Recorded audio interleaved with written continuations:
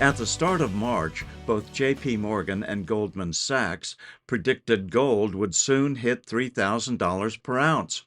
By the middle of March, it had happened.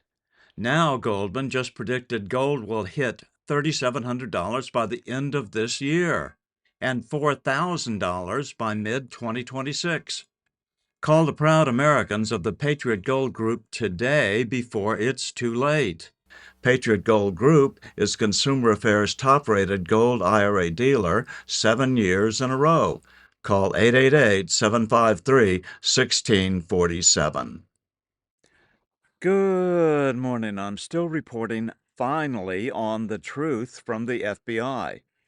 Kash Patel on Maria Bartiromo's Sunday show said that the FBI lied to Congress under oath when they testified that there were no FBI resources utilized on January 6th. That was a lie. What actually happened on January 6th? We just found a trove of information, and it's on its way to Capitol Hill right now. And they've asked, and they're getting them, and you're getting answers on January 6th. You're getting answers on what sourcing was utilized, what money was utilized, how many assets were utilized, who made those decisions. You're getting it. We can only control the FBI, but you're getting it from the FBI. Were there FBI agents undercover egging people on? Like I said, that answer is coming, and it's on its way to Congress. You're about to, I saw it. I saw the portfolio of information. We dug far and wide to find it. But you and the public are going to have it. You're going to see it in writing over to Capitol Hill. This is the only place in this interview where both Kash Patel and Dan Bongino are not just blurting out the truth. Why are they suddenly being evasive, or so cautious at least? Why? Does Congress have to clear it? I hope not. Yes, FBI friends, let's call them informants like Ray Epps, were obviously involved in incitement on January 6th. Ray Epps, for example, was finally charged with minor offenses after being placed on the FBI's most wanted list, and only after honest members of the news media used video clips of Epps that day as an example of the FBI ignoring his involvement in incitement to riot. I want to level set here. I want the American public to go back and look at what our predecessors stated to Congress under oath, that there were no FBI sources utilized in and around January 6th. Why was Ray Epps the only person in that giant crowd who was determined to have people enter the Capitol building? Even the people around him immediately identified him as an agent provocateur. Tomorrow, we need to go into the Capitol. We need to go into the Capitol. Into the Capitol. What? No! Peacefully. Fed. Tomorrow? That's why they quickly started chanting, "Fed, Fed, Fed." He was a Fed. Everybody knew it. I don't even like to say it because I'll be arrested. Well, let's not say it. We need to go. I'll say it. All right. We need to go in. Shut the fuck up, Boomer. To the Capitol. Base Fed posting? All right. We need to go into the Capitol. I didn't see that coming. Okay. Monument Hill. Stop speaking. We are going to the Capitol, where our problems are. It's that direction. Please spread the word. All right. Noted. Okay, but one more thing. Yeah, so can we go up there? No? When we go in, Are we going to get arrested if we go up there? You don't need to get Did you shot. arrest us all? This was the plan. They needed the crowd to enter the Capitol so that they could charge them and hopefully later President Trump himself as an agent provocateur. But they were the agent provocateurs. Though not 1 in a million know these laws which protect the Capitol building from destructive riots. 18 U.S.C. Section 1512C, obstructing an official proceeding, such as the electoral count, is a felony. Forceful entry with intent to disrupt the certification directly violates the statute. 18 U.S.C. number 231, engaging in civil disorder that interferes with federally protected functions like the ballot counting is also a crime.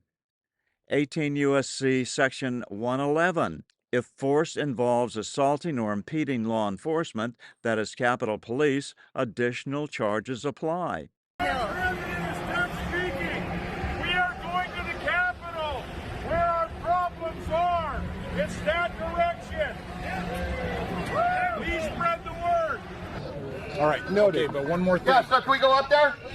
No? When we go in, Are we going to get arrested if we leave go this up there?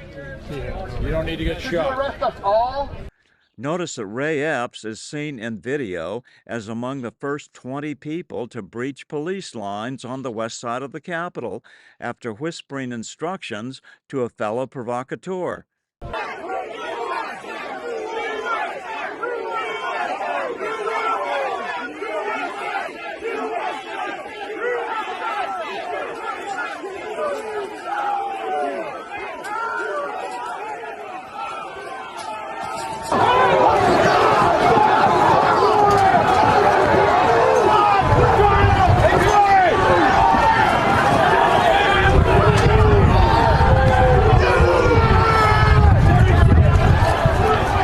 However, Epps himself apparently stepped to the side and did not even enter the building himself because he was fully aware of the exact limits of the law in this regard.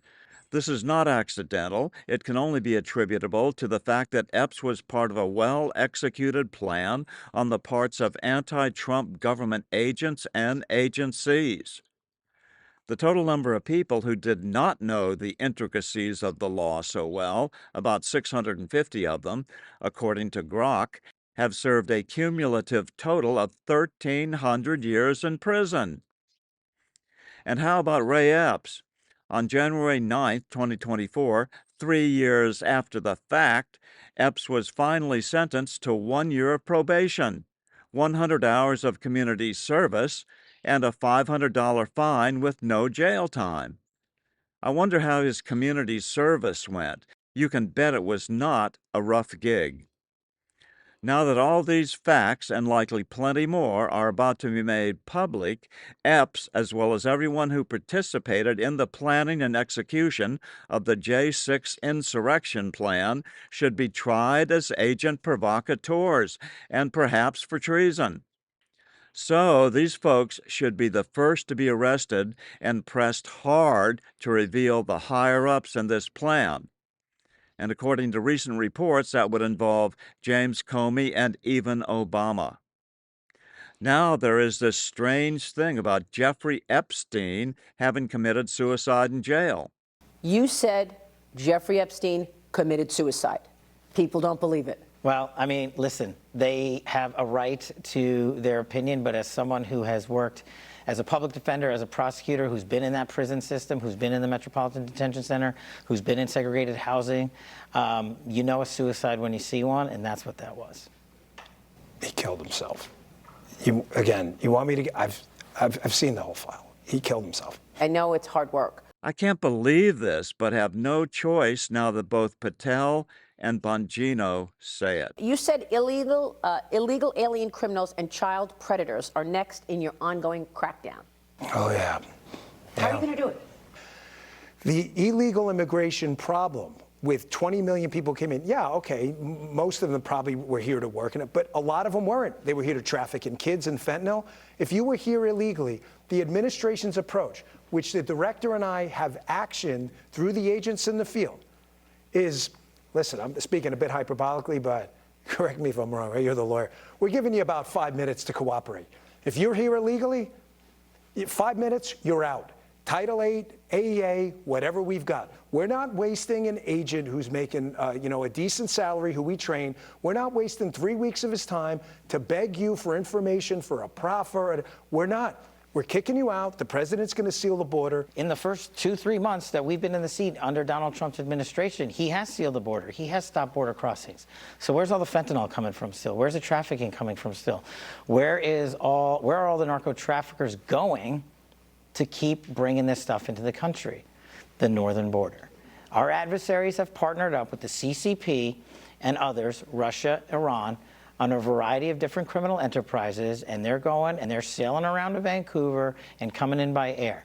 And the sheer tyranny of distance of the northern border and the lack of cooperation from federal authorities in prior administrations to actually firm up that northern border is what's causing a continuation of violent crime. Now, we're focused on it, and we're calling our state and local law enforcement partners up there. But you know who gets to step in is Canada, because they're making it up there and shipping it down here. And I don't care about getting into this debate about making someone the 51st state or not, but they are our partner in the north. And say what you want about Mexico, but they helped us seal the southern border. The facts speak for themselves. The border that's open, I'll give you a statistic that I gave to Congress that nobody was paying attention to. Over 300 known or suspected terrorists crossed into this country last year illegally. Known or suspected terrorists, not illegals. Not just illegals, known or suspected terrorists. 85% of them came in through the northern border. Wow. This year, 100 known or suspected terrorists have crossed into this country illegally. 64 are south and north. Gentlemen, we've hit on so much today, and I really appreciate your time. I'm so happy that we were able to sit down with you so your viewers can see it. We're not doing a lot of media, and we're going to continue to not do a lot of media. But you have reported truthfully for years, even when it wasn't popular, when it wasn't fun, when it cost you money, and when it cost you personally. So that's why we welcomed you to the Hoover Building. We welcomed, yes, we do have an indoor shooting range, which we'll get you to soon. But we really appreciate you having the audacity to continue to report the truth. I'm still reporting from just outside the citadel of world freedom. Good day.